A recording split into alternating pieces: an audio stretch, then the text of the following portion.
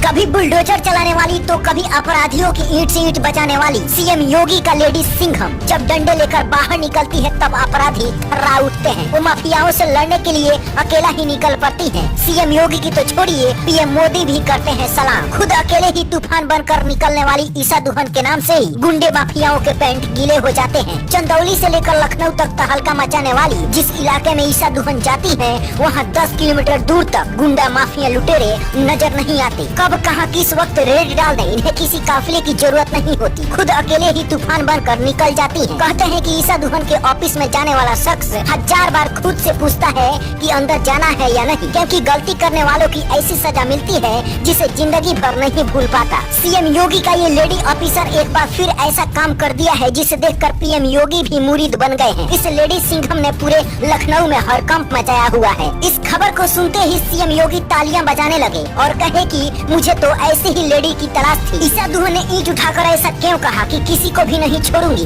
बताएंगे आपको इस 2 मिनट की रिपोर्ट में। लेकिन सबसे पहले सिंघम डीएम ईसा दुहन की वो बातें बताते हैं जिसके बारे में जानकर आप भी कहेंगे कि हाँ, यही तो असली सिंघम है। साल 2017 में यूपी के एक छोटे से गाँव रोहनिया में ईसा दुहन को खबर मिली कि कुछ खनन माफिया गलत तरीके से काम कर रहे हैं। इसके बाद ईसा दुहन ने न पुलिस की फौज तैयार की न किसी बड़े अधिकारियों को इस घटना के बारे में बताया। खुद अकेले के दम पर माफियाओं के अड्डे पर पहुंच गई। जब आसपास के गांव वालों को इस बात की खबर मिली कि ईसा दुहन आई है तो गांव वालों ने चारों तरफ से माफियाओं को घेर लिया। उसके बाद सभी को पकड़ लिया गया। 2014 बैच की आईपीएस ऑफिसर ईसा दुहन हरियाणा के पंचकुला की रहने वाली है। अपनी काबिलियत के दम पर पहले प्रयास में ही यूपीएससी की परीक्षा पास कर ली थी। चंदौली के लिए हमेशा ईसा दुहन की गिनती तेज तरार आईपीएस अधिकारियों में होती रही है। चंदौली में पहली पोस्टिंग करने वाली ईसा इससे पहले वाराणसी विकास प्राधिकरण उपाध्यक्ष ज्वाइंट वाराणसी बुलंदशहर में भी अपनी सेवाएं दे चुकी हैं। इस दौरान अपने काम करने के अंदाज से माफियाओं में खौफ भर दिया था।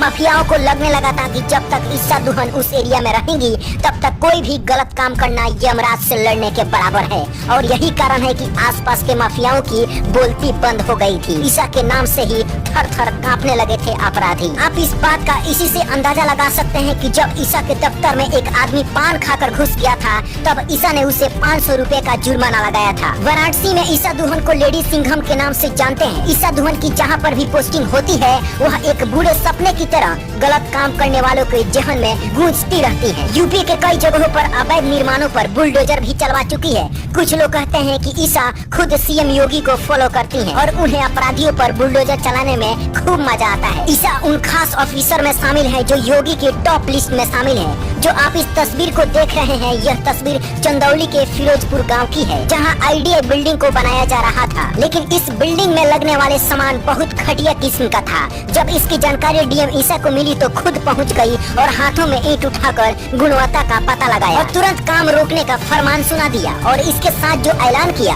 उसे सुनकर सबके होश उड़ गए। कहा कि मैं पैसों पर बिकने वाली लेडी नहीं जो मुझे कोई खरीद ले। जो इस घटिया कामों में शामिल है मैं उसे छोड़ूंगी नहीं, जेल की चक्की पिसवा कर दम लूंगी। आमतौर पर कोई भी अधिकारी अपने काफिले के साथ निकलते हैं लेकिन ईसा दुहन कई बार अकेले ही निकल जाती है। अपने हाथों में डंडे लिए फिल्मी स्टाइल में घुमाते हुए ईसा अपराधियों को घसीटते हुए सलाखों के पीछे डाल देती है। यही कारण है कि अपराधियों में इनका खौफ सबसे ज्यादा है। सीएम योगी की इस लेडी सिंघम की जहां ड्यूटी होती है वहां के कुछ लोग इन्हें अपना दुश्मन मानते हैं लेकिन ज्यादातर गरीब इन्हें अपना मसीहा समझते हैं। इस लेडी सिंघम के बारे में आपकी क्या राय है नीचे कमेंट बॉक्स में जरूर बताएं।